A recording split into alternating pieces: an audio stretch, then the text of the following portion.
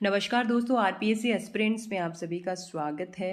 और हम एम्ब्रियोलॉजी से रिलेटेड क्वेश्चन सोल्व कर रहे थे, तो ये हमारा सेकंड पार्ट रहेगा। सबसे पहले इसमें 2011 में आया हुआ क्वेश्चन देखो, स्त्री में निषेचन होता है। कितना सिंपल और इजी क्वेश्चन, सीधा का सीधा फैलोपियन ट्यूब हो जाएगा।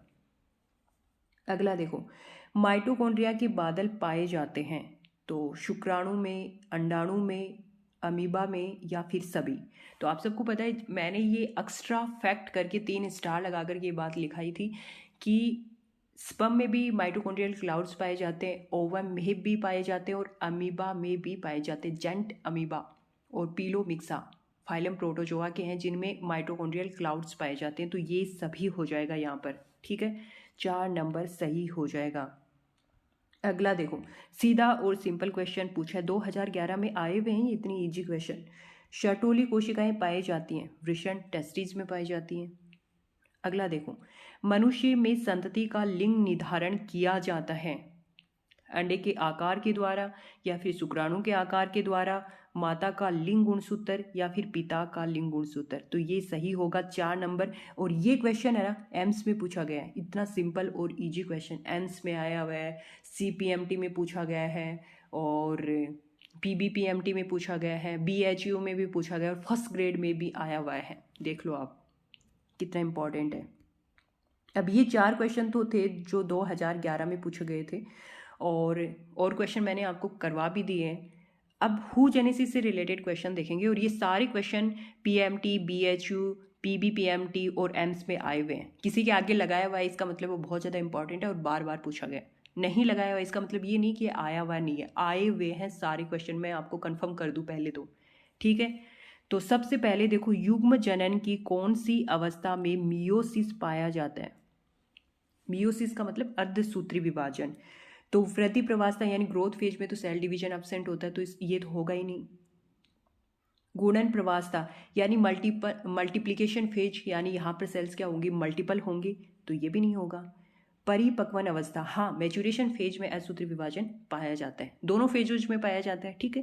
तो 3 नंबर यहाँ पर सही हो जाएगा।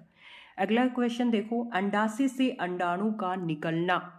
सिंपल क्वेश्चन, इजी और सिंपल अंडोत्सर्ग, ठीक है। देखो इजी क्वेश्चन भी पूछे जाते हैं, आपने देखा ना 2011 में कितने इजी क्वेश्चन भी आए। टफ भी आते हैं, ऐसी बात नहीं है, टफ भी आते हैं, टफ भी करवाएंगे आपको, ठीक है।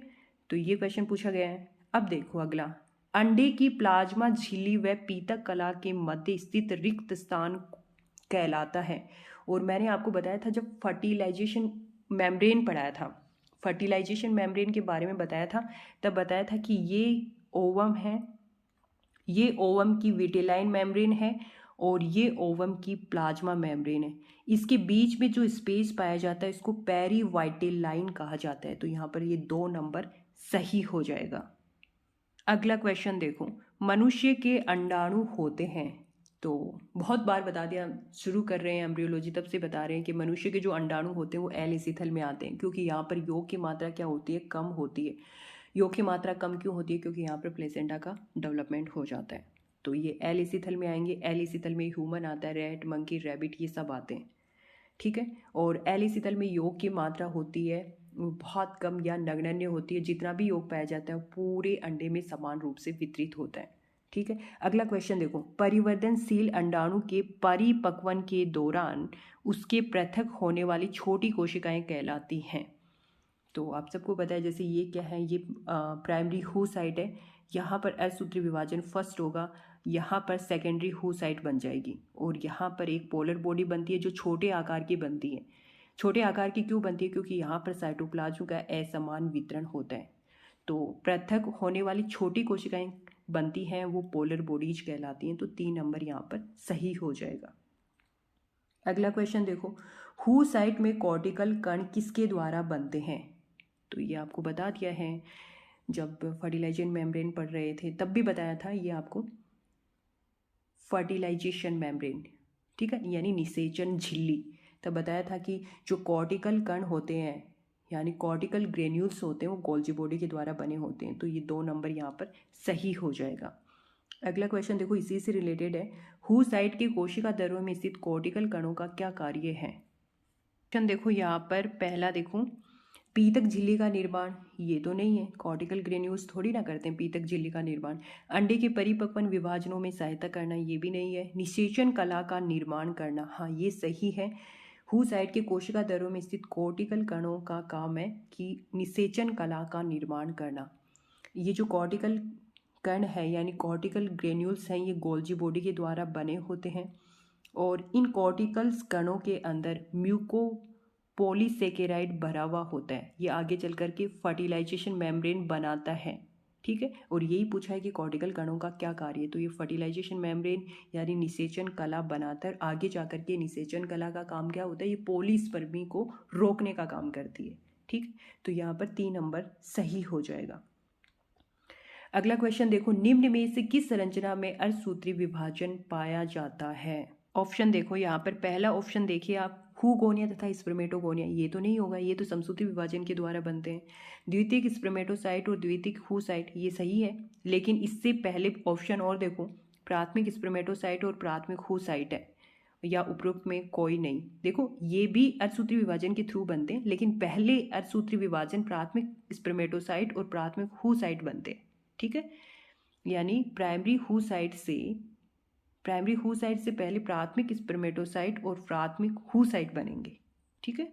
तो यहाँ पर ये 3 नंबर सही, तो यहाँ पर 3 नंबर सही होगा, क्योंकि प्राथमिक स्पर्मेटोसाइट और प्राथमिक हुसाइट में अर्धसूत्री विभाजन होगा, तभी सेकेंडरी हुसाइट बनेगा या फिर सेकेंडरी स्पर्मेटोसाइट बनेगा। तो 3 नंबर यहाँ पर सही हो जाएगा, ठीक है। अगला देखो, फर्टिलाइजिन स्रावित होता है, ये इतनी बार पूछा गया, देखो आप कितनी बार पूछा गया, CBSE 1991, BHU 85, CPMT 97 और JLPMER 2000 में पूछा गया है ये सवाल। फर्टिलाइजिन इंपॉर्टेंट है, फर्टिलाइजिन स्रावित होता है, तो इतना तो पता रहता है कि ये ओवम के द्वारा सिक्रेट होता है, लेकिन कंफ्यूज देखो, ये 2 ऑप्शन तो आपने पहले ही डिलीट कर दिए, शुक्राणु द्वारा ये नहीं होगा, पोलर बॉडीज के द्वारा ये भी नहीं होगा। अब कंफ्यूज यहाँ होगा, परिपक्व या फिर अपरिपक्व या फिर परिपक्व, तो यहाँ पर जो सही आंसर होगा वो परिपक्व अंडों के द्वारा होगा। आप हमेशा 2 ही ऑप्शन में कंफ्यूज होगे, 2 तो वैसे ही डिलीट कर दोगे आप, ठीक है। अगला देखो, अंडोत्सर्ग किसके प्रभाव से होता है। कर्नाटक 1994, CBSE 94, एम्स 96 में पूछा गया और यहाँ पर सही आंसर LH होगा। अब जैसे ही आप इसको सर्च करोगे आपको FSH भी मिलेगा, एस्ट्रोजन भी मिलेगा, जो कि गलत होगा। सही करेक्ट आंसर LH होगा। कैसे होगा, ये अभी एक क्वेश्चन एम्स में पूछा गया था, शायद 2000 या 2004 में पूछा गया था, उसमें ये क्लियर हो जाएगा कि इसका आंसर LH ही होगा। अभी आगे आएगा तब बताऊंगी मैं आपको। अगला क्वेश्चन देखो, अंडाणु द्वारा उत्पन्न पदार्थ फर्टिलाइजिन का कार्य है। देखो यहाँ पर पहला ऑप्शन देखिए आप, शुक्राणु को सक्रिय करना, सही बात है, ये फर्टिलाइजिन शुक्राणु को एक्टिव करता है। शुक्राणु का रासायनिक आकर्षण, ये भी ठीक है। शुक्राणु को अंडे की झिल्ली पर चिपकाना, ये भी ठीक है, सारे ही ठीक है, तो 4 नंबर यहाँ पर सही हो जाएगा। अगला क्वेश्चन देखो, फर्टिलाइजिन तथा एंटी फर्टिलाइजिन का मुख्य कारण है। ऑप्शन देखिए, पूछा भी गया, सभी पूछे गए हैं, मैं बता दूं सभी सारे क्वेश्चन पूछे गए हैं, ठीक है। शुक्राणुओं का संरक्षण करना, ये तो काम नहीं है इनका। कुछ शुक्राणुओं को अंडाणु की तरफ जाने में सहायता करना, ये भी नहीं है। गैमिट्स को आपस में आकर्षित करना, ये भी नहीं है। एक ही जाति के गैमिट्स के संयोजन को निश्चित करना, ये यहाँ पर सही आंसर होगा। और ये जब दोनों पढ़ाए थे तब मैंने बताया था कि ये स्पीसीज स्पेसिफिक होते हैं, ठीक है। तो यहाँ पर ये सही हो जाएगा, एक ही जाति के गैमेट्स के संयोजन को निश्चित करना। और वैसे बता दिया, ये जो एंटी फर्टिलाइजिन होता है वो स्पर्म की सरफेस पर पाया जाता है, ये एक तरीके की एसिडिक प्रोटीन होती है। फर्टिलाइजिन है, ये ओवम की सरफेस पर पाई जाती है, ये एक तरीके का ग्लाइकोप्रोटीन है, ठीक है। तो ये बातें तो हो चुकी हैं अपनी। अगला क्वेश्चन देखो, अंड केंद्रक से द्वितीय ध्रुवीय काय का निर्माण होता है। तो ऑप्शन देखो यहाँ पर, निषेचन के पूर्ण होने के पूर्व परंतु शुक्राणु के प्रवेश करने के बाद, तो ये पहला ही ऑप्शन यहाँ पर सही हो जाएगा। सेकेंडरी पोलर बॉडीज का निर्माण निषेचन पूरा होने से पहले परंतु शुक्राणु के प्रवेश करने के बाद बनता है, तो यहाँ पर ये पहला ही सही हो जाएगा, ठीक है। अगला क्वेश्चन देखो, एलएच के प्रभाव से हु साइट किस अवस्था को पूर्ण करके अंडाशय से बाहर निकलता है? थोड़ी देर पहले एक क्वेश्चन और आया था, कौन सा था कि अंडोत्सर्ग किसके प्रभाव से होता है, तो मैंने वहां पर आपको सही आंसर बताया था कि एलएच होगा। तो आप सर्च करके देखोगे ना, कई जगह एफएसएच मिलेगा, कई जगह एस्ट्रोजन मिलेगा, सही मानना है। देखो ये 2004 में पूछा गया है, इसमें ही इसका आंसर आ गया। अंडोत्सर्ग क्या होता है? अंडाशय से अंडाणु का निकलना ही तो अंडोत्सर्ग होता है। तो देखो एलएच के प्रभाव से, हु साइड का मतलब अंडाणु होता है, तो एलएच के प्रभाव से अंडाणु किस अवस्था को पूर्ण करके अंडाशय से बाहर निकलता है? तो एलएच के प्रभाव से ही निकलता है, इसका मतलब अंडोत्सर्ग एलएच के प्रभाव से ही होता है। तो ये एम्स 2000 में पूछा गया है, तो यहाँ पर ये ही होगा, वहाँ पर आंसर करेक्ट होगा। अब शायद मेरे हिसाब से कोई कन्फ्यूजन नहीं होगा, ठीक है। अब देखो इसमें समसूत्री एवं पोलर काय के बनने से पूर्व, ठीक है, अर्धसूत्री फर्स्ट एवं सेकंड पोलर काय के बनने से पूर्व, अर्धसूत्री सेकंड एवं पोलर काय बनने के बाद। देखो थोड़ा सा कंफ्यूजन है, ये सवाल को फिर से पढ़ो एक बार, इंपॉर्टेंट है ये क्वेश्चन। एलएच के प्रभाव से अंडाणु किस अवस्था को पूरा करके अंडाशय से बाहर निकलता है, ठीक है। अब आपको ये तो हो गया कि कुछ के दिमाग में ये आएगा कि यहाँ पर जैसे ये प्राइमरी हु साइट है, अब इस इधर देखो एक बार, ये प्राइमरी हु साइट है, यहाँ पर अर्धसूत्री विभाजन सेकंड होगा और इधर पोलर बॉडी बन जाएगा एक, ठीक है। ये सेकेंडरी हु साइट होगा, यहाँ पर अर्धसूत्री विभाजन सेकंड होगा और इससे ओवम बनेगा और एक पोलर बॉडी बन जाएगी। तो कुछ बच्चे तो ये तो होगा नहीं, समसूत्री वाला तो कोई मतलब ही नहीं है क्योंकि समसूत्री विभाजन तो है ही नहीं। अब यहाँ पर ये एक अकेला अर्धसूत्री भी नहीं है, ये भी, ये दोनों आपने डिलीट कर दिया। अब दोनों को कंफ्यूजन आपको यहाँ पर हो रहा है। अर्धसूत्री फर्स्ट एवं पोलर बॉडी सेकंड के बनने से पूर्व, भाई ये लाइन क्या बोल रही है कि अर्धसूत्री विभाजन फर्स्ट हो गया और सेकंड पोलर बॉडी के बनने से पूर्व, पूर्व किसका? जो अंडाशय है, अंडाशय से हु साइड बाहर निकलता है, तो ये भी ठीक है। और ये देखो अर्धसूत्री सेकंड एवं पोलर काय के बनने के बाद, ठीक है, तो जो पोलर बॉडी है उससे पहले तो ओवम बनेगा, ये बात तो सही है, उससे पहले ओवम बनेगा, ठीक है। अगर यहाँ पर ये आता अर्धसूत्री विभाजन सेकंड एवं पोलर बॉडी के बनने से पूर्व, तब तो ये सही हो जाता, लेकिन बनने के बाद इसका मतलब ये तो गलत हो गया। यहाँ पर सही फिर ये होगा। कंफ्यूज कहाँ होगे? क्योंकि फर्स्ट अर्धसूत्री विभाजन के बाद में सेकेंडरी हु साइट का निर्माण होता है, तो कुछ बच्चों के दिमाग में आ जाएगा क्योंकि अर्धसूत्री विभाजन फर्स्ट के बाद में तो सेकेंडरी हु साइट का निर्माण होगा और सेकेंडरी हु साइट के बाद में ओवम का निर्माण होगा, यानी अर्धसूत्री सेकंड आएगा वहां पर, ठीक है, अर्धसूत्री सेकंड आएगा। लेकिन सेकंड के बाद में ये देखो ये लाइन गलत है, पोलर बॉडी के बनने के बाद, पोलर बॉडी बनने के बाद नहीं होता, पहले ही होता है, ठीक है। तो यहाँ पर ये सही हो जाएगा फिर, ठीक है। तो इस तरीके से पूरा पढ़ना पड़ेगा, डिलीट होने वाले पहले आप डिलीट कर देना। तो ये बहुत ज़्यादा इंपॉर्टेंट क्वेश्चन है, एकदम से टिपिकल टफ, एकदम पूरी तरीके से अच्छा क्वेश्चन है ये। अगला देखो, अंडोत्सर्ग के बाद स्तनधारियों के अंडे के चारों ओर पाए जाने वाले आवरण को कहते हैं। तो यहाँ पर देखो कौन से आवरण पाए जाते हैं वहाँ पर, तो वहाँ पर जोना पैलिसुडा और कोरोना रेडिएटा ये दोनों पाए जाते हैं। तो यहाँ पर ये 4 नंबर सही हो जाएगा, ठीक है। अगला क्वेश्चन देखो, किसके निर्माण के दौरान पोलर बॉडी का निर्माण होता है? तो आपको पता है पोलर बॉडी का निर्माण किसके जो सेकेंडरी हु साइट है उसी के साथ में होता है पोलर बॉडी का निर्माण। तो यहाँ पर ये 3 नंबर सही हो जाएगा। अगला क्वेश्चन देखो, कौन सी अवस्था अगुणित होती है? कौन सी अवस्था अगुणित होती है? क्वेश्चन देखो यहाँ पर, प्राथमिक स्पर्मेटोसाइट और प्राथमिक हु साइट ये तो 2n होती है, फिर ही अर्धसूत्री विभाजन शुरू होता है। द्वितीयक स्पर्मेटोसाइट और द्वितीयक हु साइट तो ये n होती है, तो ये अवस्था अगुणित होती है। तो 2 नंबर यहाँ पर सही हो जाएगा। स्पर्मेटोगोनिया और हुगोनिया तो 2n ही होते हैं, ठीक है। देखो इस तरीके के क्वेश्चन आए हैं और मैंने बताए भी हैं आपको, ठीक है।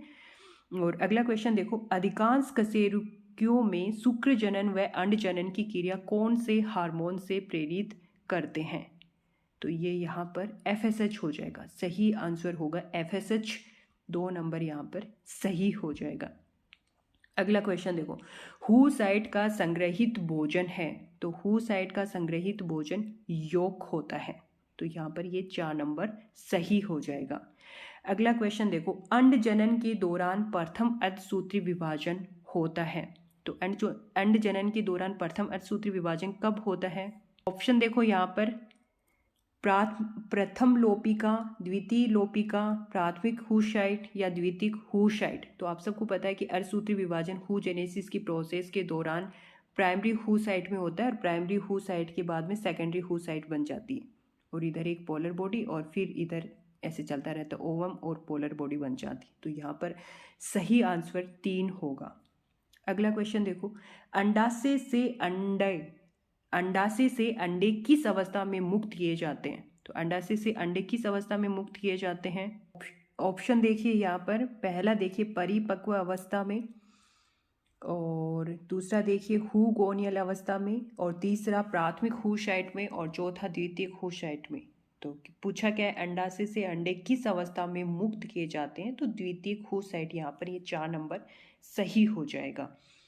अगला देखो, जन्म के समय अंडाणु होते हैं, तो जन्म के समय जो अंडाणु होते हैं वो प्राथमिक हूसाइट होते हैं, ठीक है। अगला क्वेश्चन देखो, मनुष्य की